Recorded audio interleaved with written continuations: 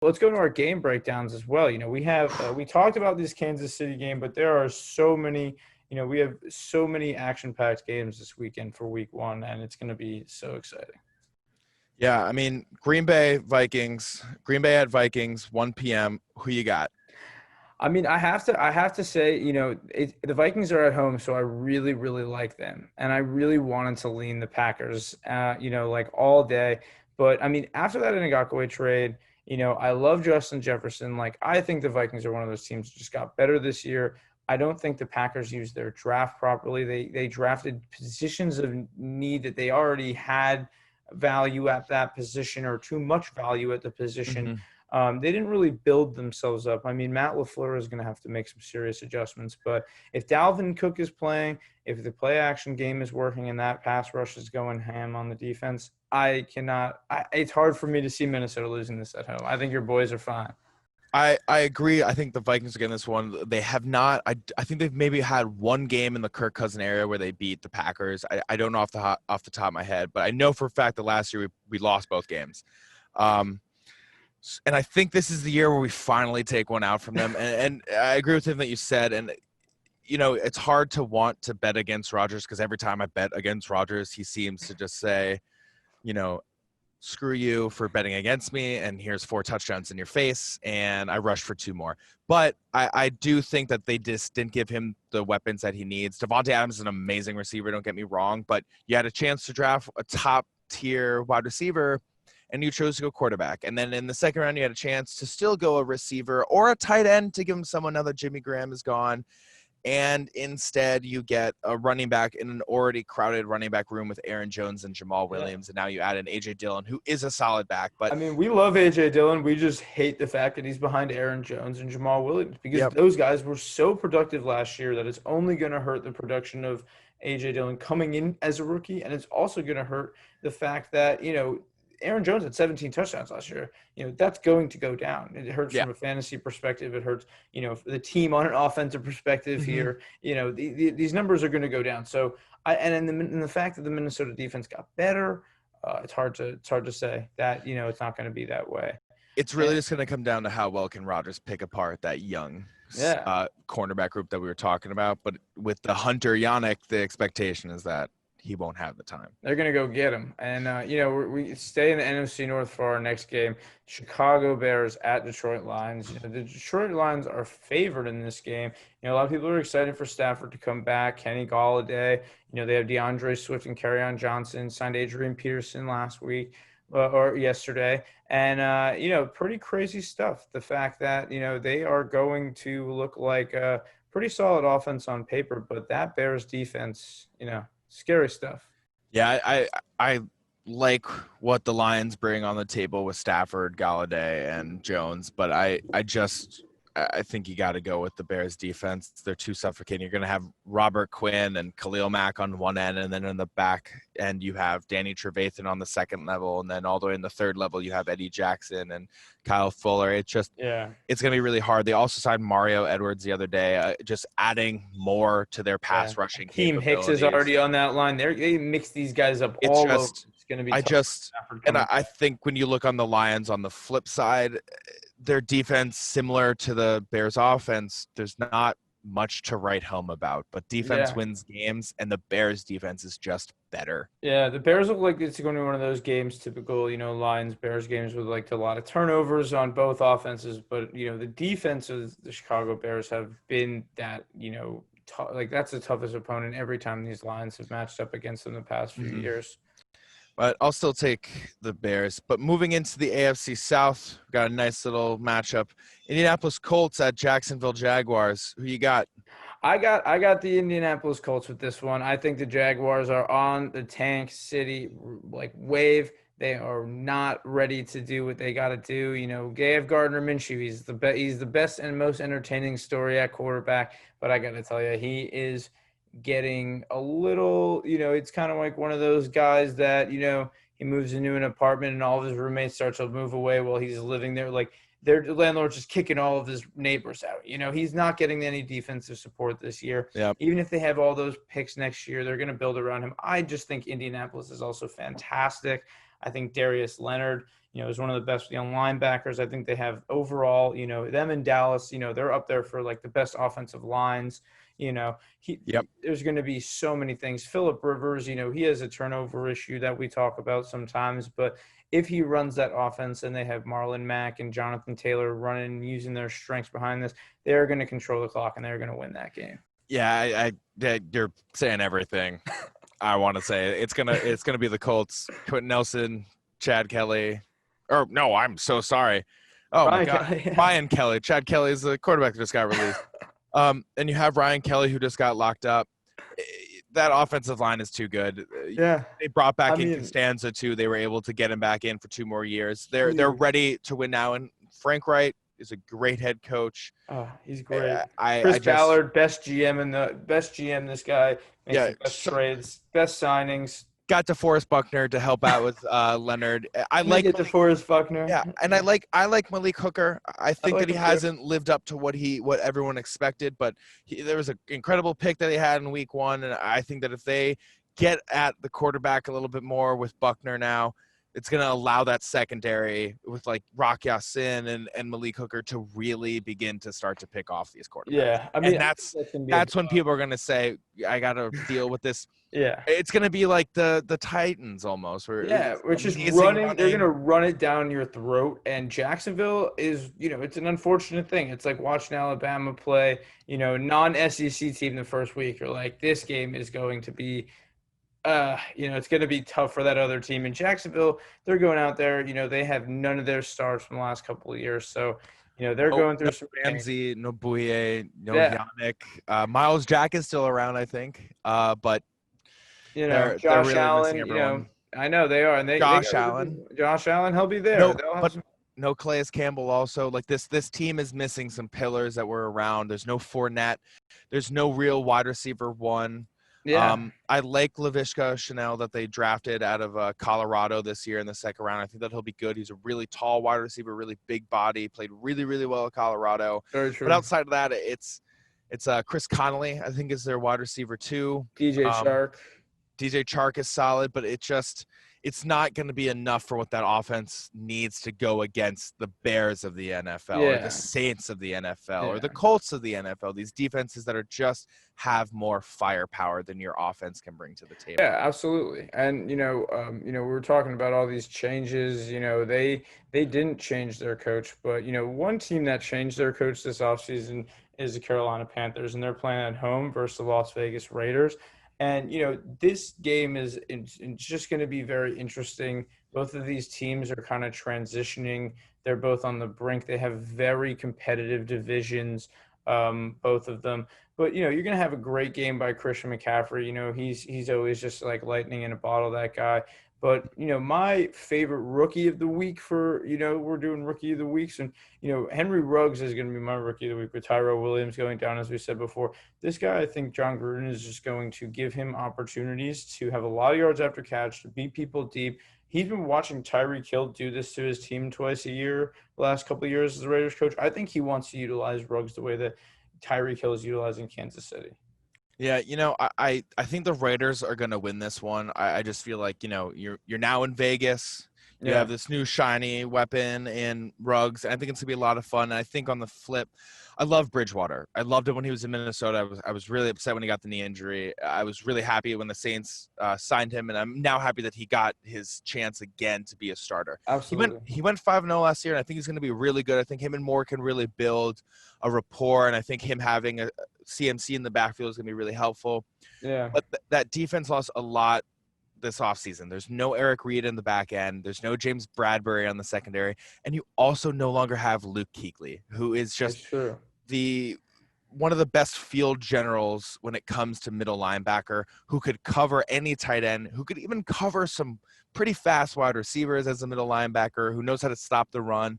I think Shaq Thompson and Brian Burns are going to be great in their respective fields on the defense, but I just see that their defense is a little bit weaker. Their offense is still missing 1 or 2 pieces. And I'll give the Raiders the benefit of the doubt under John Gruden. going up against a rookie head coach. Yeah, I agree. I have to take the Raiders with this one as well. It's been pretty consistent, with some of these, but they're all very close games. And one game I don't think will be that close will be the Bills Jets. I think that the Jets are in a huge transition. Their 7-9 season last year was great, but the Bills are a playoff team. I think Ed Oliver is going to start coming into his own. Edmonds is like still 21 years old. This guy's been playing for 2 or 3 seasons already, and they're gonna make some changes.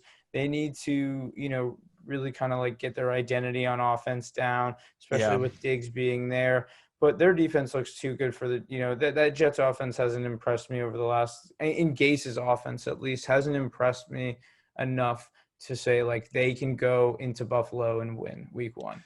Yeah, I absolutely agree with you. Le'Veon Bell last season did not run the ball for a 20-plus yard run once, which is really weird when you hear Le'Veon Bell and then that statistic. I do love I'm blanking out on the lineman out of Louisville that they just drafted. Oh, Mekhi Becton. Yeah, the big ticket. Big ticket. I love Mekhi Becton. I think that was really smart. You're going to give that blocker for Sam Darnold. But I just feel like the Jets, especially Adam Gase, has not given him the weapons that he needs to succeed in the league. I think Darnold is a really solid quarterback. I don't think that he gets the respect that he actually deserves. And I think that's easier to blame the quarterback in some situations than necessarily taking a step back and saying there hasn't been enough around him to find that success at all. Yeah. Continue it's been pretty tough for him, Continue, who's a great wide receiver, had the neck injury, and that's big. That's a big injury. You trade Robbie Anderson now. I think it's Chris Hogan, Denzel Mims, but Mims has been injured throughout most of training camp. It's going to be hard for them to beat a Bills team that doesn't allow you to throw the ball. Yeah. And I see them struggling. I think that they're going to be struggling a lot this season with that offense. And especially now on the defense, when you flip it, you traded Jamal Adams. It's a huge loss for them. It's a guy that literally covers the whole field, and it's just not looking too good for the Jets this year. I hope that they're successful. That 7-9 gave me some hope for them. I'm gonna really need to see Sammy Darnold step up, and I'm gonna need to see Lev step up as well. But he's traded over to the Seahawks, Jamal Adams, and they're playing Atlanta. This is one of my favorite games of the whole weekend.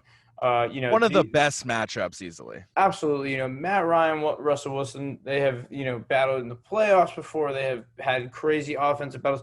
This is going to come down for me to Todd Gurley. Todd Gurley's going to have to run the ball. Atlanta's going to have to not rely on only passing, but they can do it. They have Matt Ryan, former MVP. They have Julio Jones, who I think is, still one of the top 3 receivers in the league, however you look at it. Calvin Ridley's going to have a year this year. I love Hayden Hurst in this offense, the way they treated Hooper last year. But if they can't get that running game going, they're going to really put themselves in bad positions late in games. And, that is Russell Wilson is waiting for teams to do that. Yeah, I personally like the Seahawks in this game. I know Atlanta's the favorite. I know you I like Atlanta, but I just last season Russell Wilson was lights out. There were some passes to Lockett and to Metcalf where you're like, how is he making this throw? How is he this good? And I just feel like year 2 with Metcalf, another year with Lockett. Oh my God. I think Chris Carson's a good running back. Does he fumble too much? Yes. Did AP fumble too much? Not that Chris Carson's AP, but some backs fumble more. Yeah. That's just how it is. But I do think that they will win this game. I think that they are absolutely a competitor out in the West. I don't think there's any reason to discount them this season because I feel like last season everyone discounted them, and every time we do that, Russell Wilson's like, I'm going to make you eat your words, similar to Rodgers. And so I'm not going to discount them. I'm going to go Seahawks at Atlanta, but I do think that's going to be one of those games where it's going to come down to the wire. Expect it to possibly go into OT maybe, but I think you can expect like 3+ touchdowns for both teams. It's going to be a high-scoring game. It's going to be a little bit of a shootout. I think this game is going to have at least it's going to be a big their defenses. They don't shock me. They don't jump out at me. This is going to be a high-scoring game no matter what. And this next game here, I think, is the easiest pick of our weekend. The Philadelphia Eagles versus the Washington football team. When they're gonna have to play this game at home. They don't have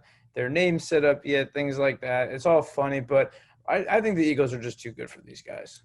Yeah, I mean, I love Chase Young, and I love Terry McLaurin. I think that those are great players, but I don't see them. I just don't see them Yeah. beating the Eagles this week.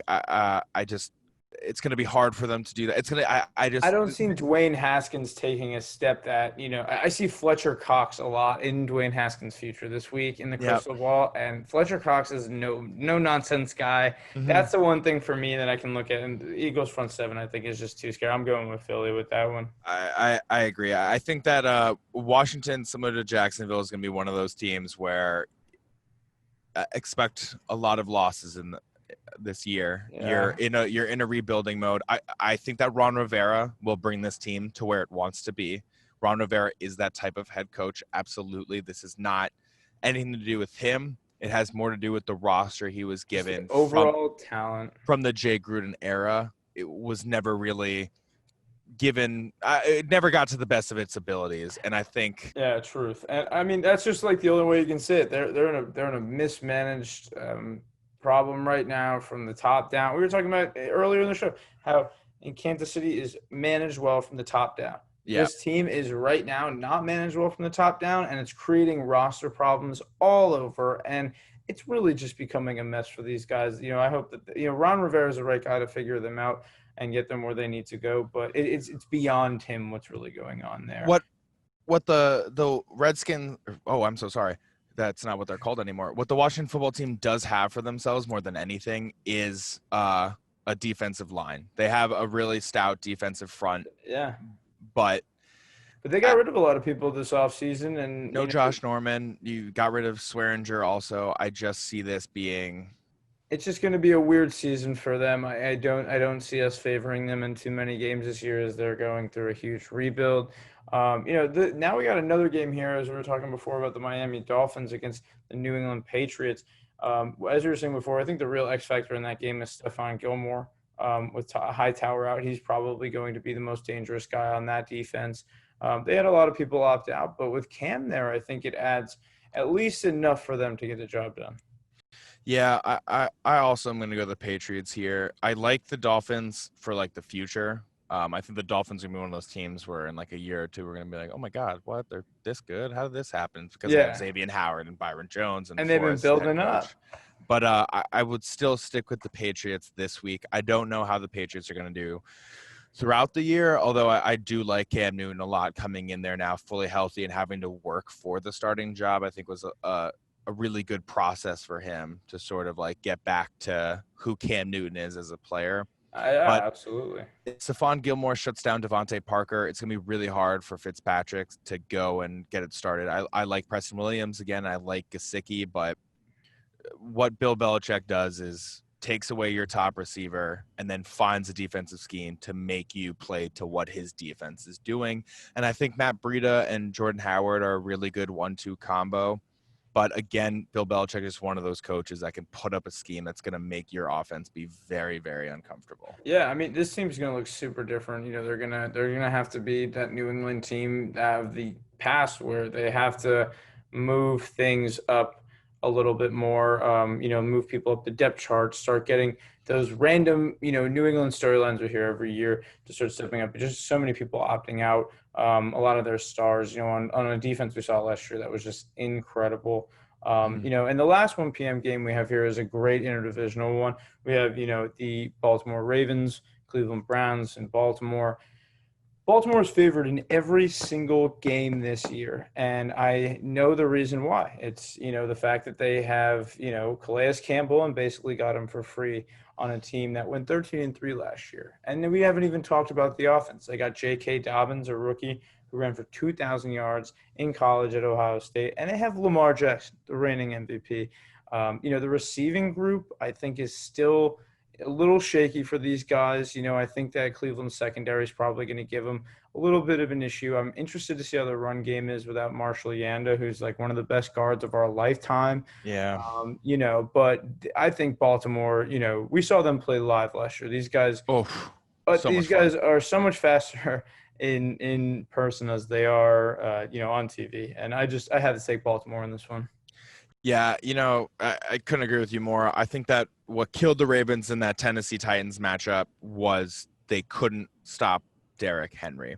So what did they decide to do? They got Calais Campbell. They got Derek Wolfe. They got these run-stopping rushers to go after these running backs, and they have arguably the best secondary in the entire NFL. They have Marlon Humphrey. They have Marcus Peters. They have Chuck Clark. They have a great edge rusher in Matthew Judon. They are set to go after the quarterback with Calais Campbell and Judon. They are set to stop the running backs with Calais Campbell and Wolfe. I love Matt Judon. I always say, every time you say his name, I have to say how much I love Matt Judon, because I think that he's going to be one of those guys in the playoffs next year that just comes in with Calais there. Now you have to double Calais, and you give Matt Judon extra space to go on the edge. This guy is going to get 10 sacks next year. This year he's getting 10 sacks. It's going to just be a really, really fun game. And, when you think about the Browns offense, they have Hooper and they have Jarvis Landry, OBJ. But then on the flip, Marlon Humphrey can cover OBJ. Marcus Peters can cover Jarvis Landry. Yeah. And in terms of getting to run the ball with a really good running back in Nick Chubb, you now have this defensive line to go out and stop them. And if you're worried about Austin Hooper, well, they also got Patrick Queen in the draft. Exactly. I mean, these guys sideline to sideline running like linebacker.